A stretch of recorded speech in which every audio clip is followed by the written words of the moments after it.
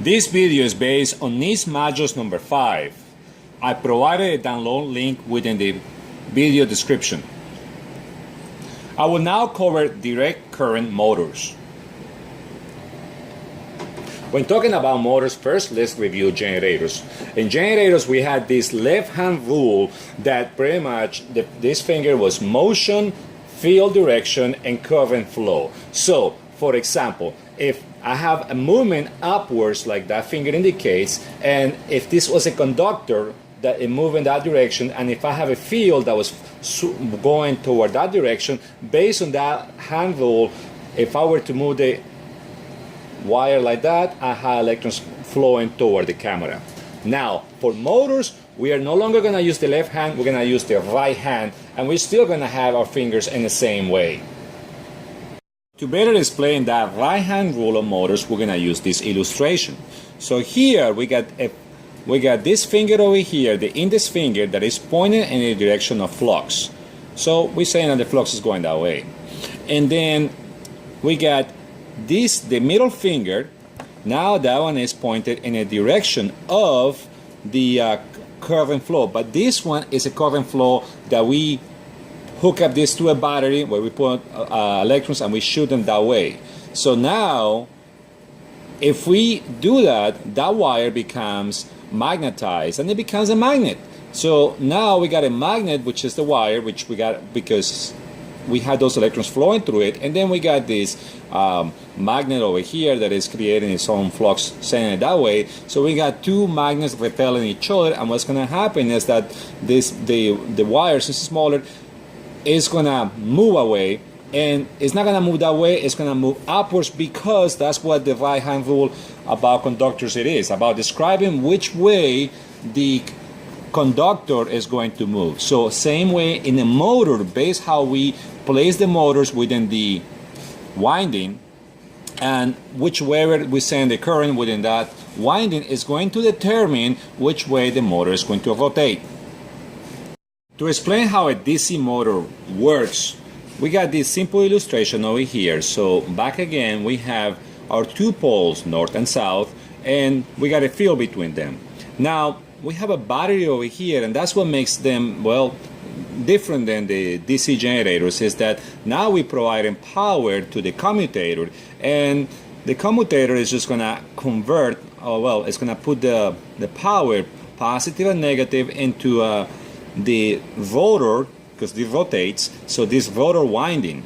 And what that's going to do is it's going to create a magnet. So we got a magnet inside there, so we got this magnetic poles over here, very large ones, and then they got this magnet inside there. So immediately what's going to happen is that the north is going to repel the north, and as we learned a moment ago, it's going to rotate, in this case clockwise, and it's going to start rotating eventually.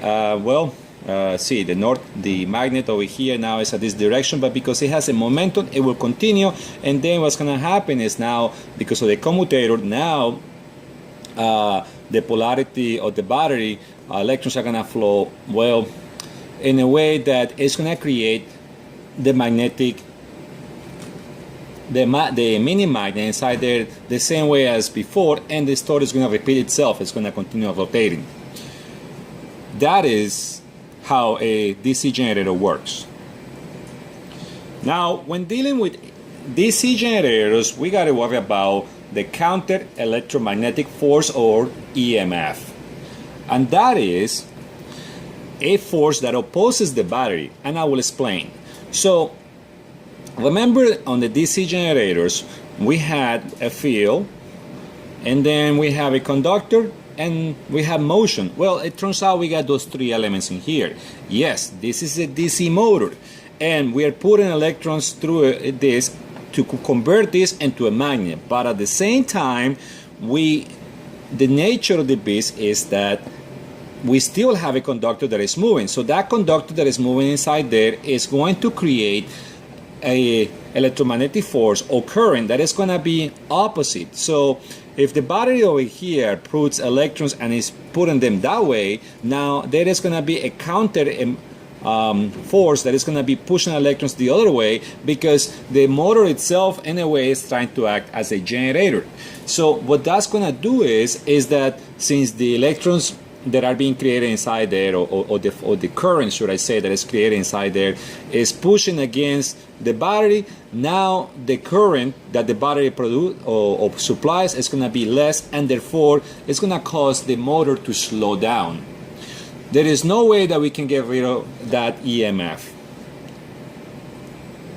Moving on, whenever you have a motor load, you have to make sure that it is within the right amount of torque that the motor can handle. Small motors drive small loads. Larger motors got to be used to drive larger pumps. Motors and generators are very similar. Like this one, for example, well, you can use it as a motor or you can use it as a generator. It depends on what do you do. If you drive this with another motor and you magnetize the fields, it will be a generator. If you hook up a pump to it and you just simply provide power to it, it will be a motor. So they are very similar.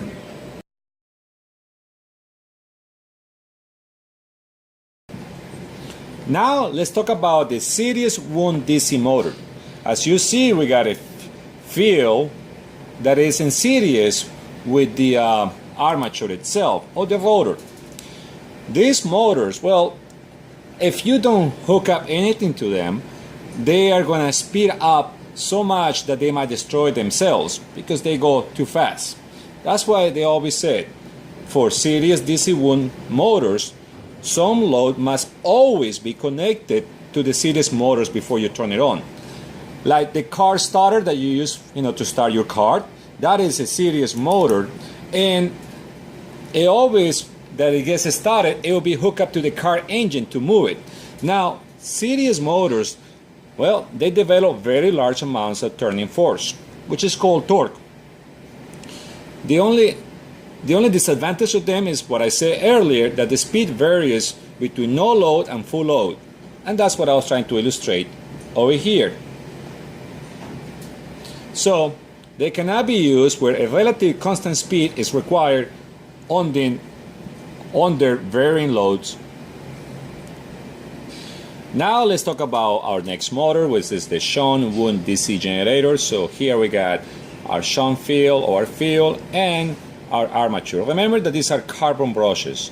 So I withdrew it over here, and this motor, the speed remains relatively constant under changing load conditions. And what happens is that this is over here rotating, and as it rotates, let's say that we hook up a little pump or a little fan to it. So that is going to make it slow down. As it slows down, the counter EMS, so now it's not rotating as fast as before, so therefore the counter EMS is going to be less. Because it's going to be less, then it's going to be less opposition to the current flow from the battery, and what's going to happen is that, well, now more current is going to flow from the battery through the rotor, and because of that, it's going to speed up just to keep up to the same speed that was before. So that's what makes it constant. The opposite is true if I remove the fan, and now the motor will tend to go faster, but as it goes faster,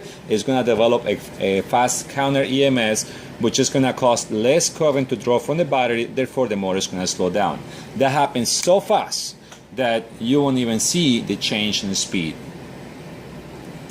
Finally, there is a third DC motor, which is the compound one, and this one we got a series field and a shunt field. And you have, well, what is called a long shunt field, which is after the series field, or before the series field, then that's a short field. These motors, they had the advantage, it's the same advantage, and that they A, had constant speed, and B, they have large starting current. And that is because, as brought in here, the series field, it creates a large torque even at the beginning of starting it, and the shunt field, it gives it the speed stability. For type of rotors, or rather armatures, you got the Gramm Ring armature, which is only used to just educate students right now, so I'm not really going to go much over it. And then they got the real champion, which is the drum wound armature. All DC generators that you will ever come across are of this type. And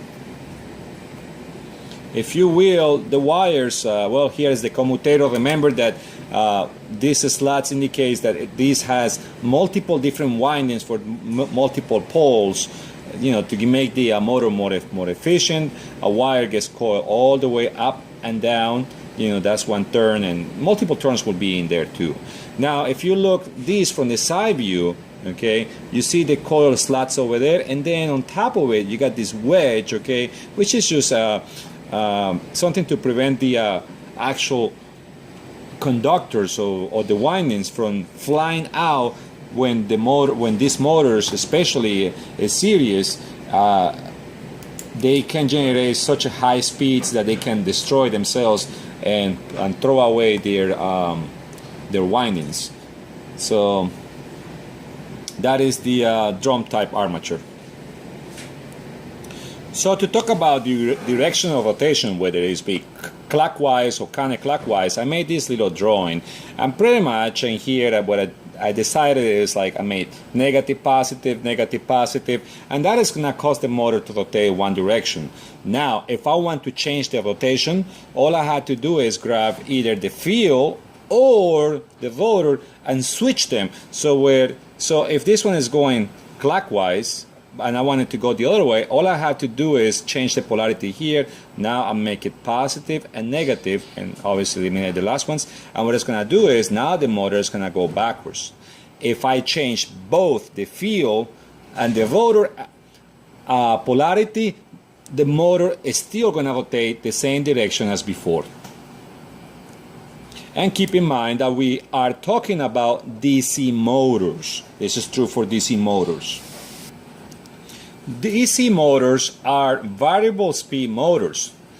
You can change the speed by either changing the current on the field or changing the current on the armature.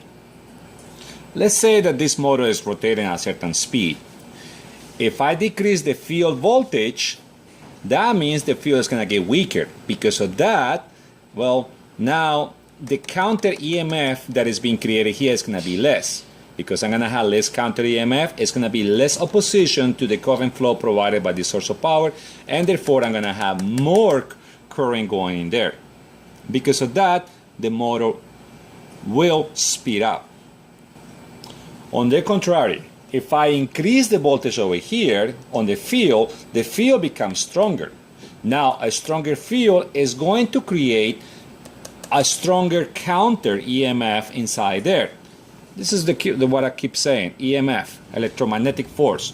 So that counter EMF will fight the polarity of the electron flowing from the battery or this DC source, and now less electrons are going to be flowing through the rotor. So therefore, the motor is going to slow down. So on the field, increasing the voltage, it slows down the motor.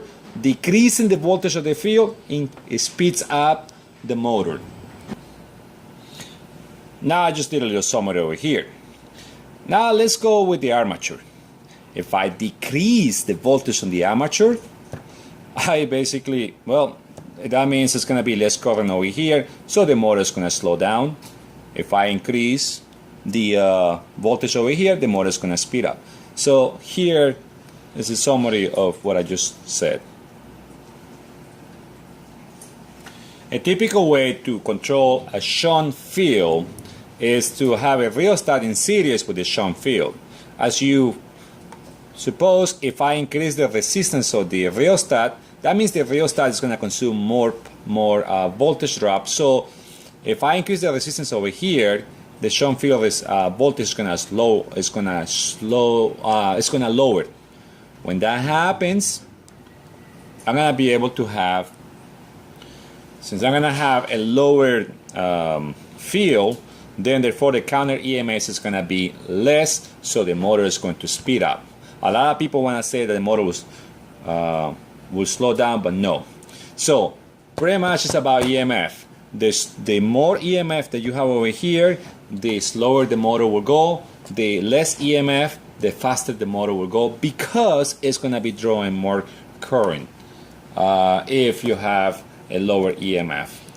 So whichever way how you move this is going to affect the motor by either increasing or decreasing the field strength.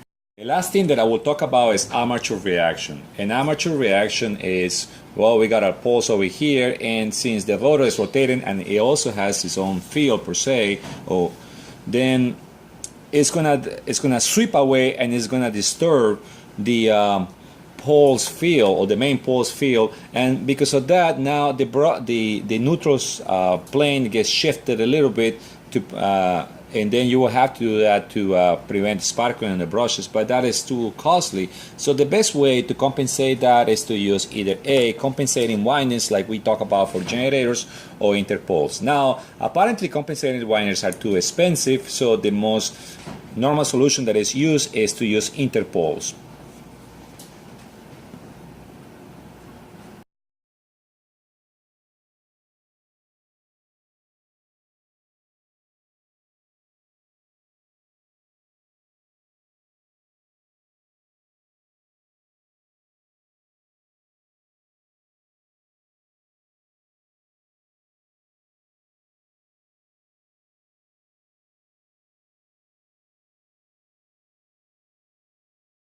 Now, before I finish the topic of speed control of DC motors, I want to talk about something called Pulse Width Modulation. In short, is PWM. You can even Google it, and you'll find a lot of information about it. So, when the NEETs modules got written back in the day, well, this technology was not around. And PWM, what it is a way to control the voltage going to the motor without really wasting any power, because when you do a resistor in series, well, the resistors consumes powers, and today in age the key is to save power. But anyway, back to PWM over here. So I have a 12-volt battery over here, and if I were to hook up the 12-volt battery straight to the motor will run at the maximum speed. But now this is the catch with PWM. So we have a module, and they are very easy to get. This is not really NASA technology. This is really simple stuff. What it is if I were to grab the two wires, and if I touch it to the motor, and I lift it and I touch it and I lift it and I touch it, what the motor is going to do is it's going to start rotating, it's going to stop, then rotate and stop as fast as I touch the wires. Well, if I do that very, very fast, let's say at 4 to 10,000 times per second, somewhere in there, different motors require different frequencies, then what's going to happen is that, well, here what I have illustrated is that, let's say that I touch it and I count the time, and then I lift the wire and I count the same amount of time when the wire is lifted, and I touch it and I lift it, and every single time I'm using only the same period of time on, same period of time off, time on and time off. Since I'm doing the same one, but I'm doing it really fast, like I'm flash. I'm touching it, I'm lifting it, I'm touching it. What it's doing is that I'm creating a 50% duty cycle. And this is what I say, duty cycle. Each of these fractions is a duty cycle, which it consists of one particular hertz. And I'm doing it that 4,000 times. So when I do that, I'm going to average a voltage of 6 volts. So the motor will have 6 volts and it will run at half of the speed of 12 volts. If I touch it for 75% of the duty cycle, so however long the duty cycle is decided to that it is, in 4,000 it will be basically 1 second divided by 4,000. So whatever that number gives me is the amount of time that is going to last from this point to this point. And if 75% of that time I'm giving power to the motor, and the other 25% not giving power to the motor because I turn it off, and then after that turn it on and then for 75% of that particular time, and then turn it off for the other 25% of the remainder of that cycle. If I do that very fast, I'm going to get an average voltage of 9 volts. And now the motor is going to run at 75% of what the full speed of the motor is. With this technique, you can make motors go pretty much from very, very slow rotations to very, very fast or maximum rotations within a matter of few seconds, and you can maintain the speed. So it is a true speed control without wasting power. So at this point on, you are very efficient about your power.